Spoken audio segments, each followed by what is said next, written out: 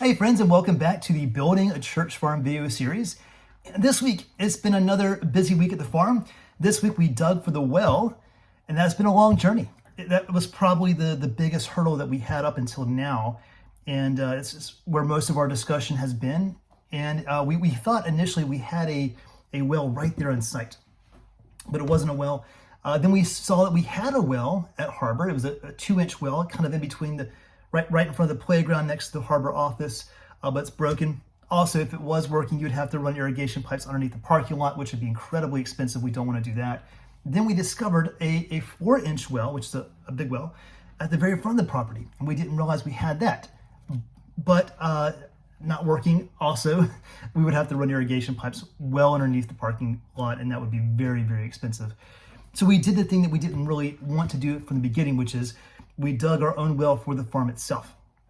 Now, initially we applied for our farm ID, and we got it. We have a farm ID. We're an official recognized farm in New Hanover County, which is great. Shout out to Valerie and Sandy over at the USDA. Thank you so much for helping us with that. It's so gracious.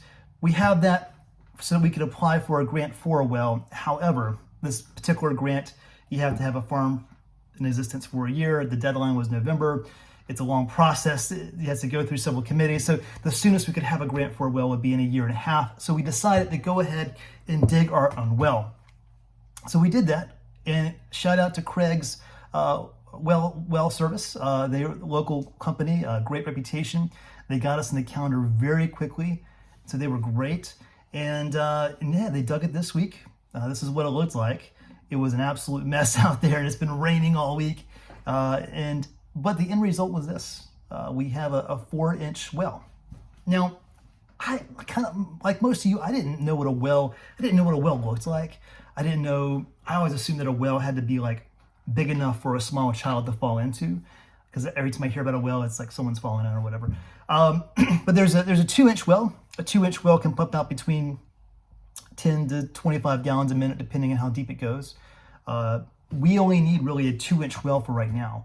However, we need a well not just for right now, but for the future. And so we got a 4-inch well, and that well goes down 200 feet deep, which is great. This means that this well can pump out 50 gallons of water every minute. If that sounds like a lot, it is. It's more than we need right now. But again, this is a well for the future. And so there's a way to regulate how much water comes out. We're going to get an electrician in for the pump. We're exploring some cost-effective ways to do irrigation. We visited Rise Up Farm, which is really kind of across the street from Harbor, behind Global River Church, and they do irrigation in a very cost-effective way.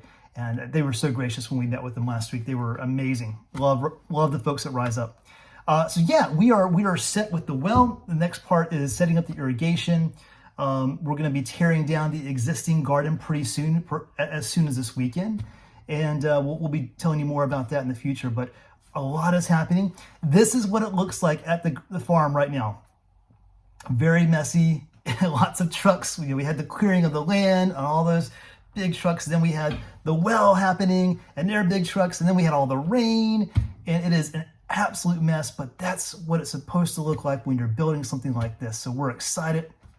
It's coming along. It's happening very quickly.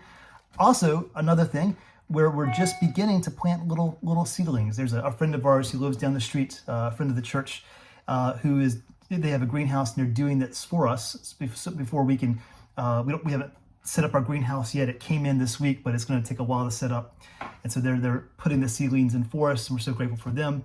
Also, another bit of good news: the well itself is being paid for by an anonymous donor. What? Do people still raise the roof anymore? Anyway, we're so grateful for them. That's awesome.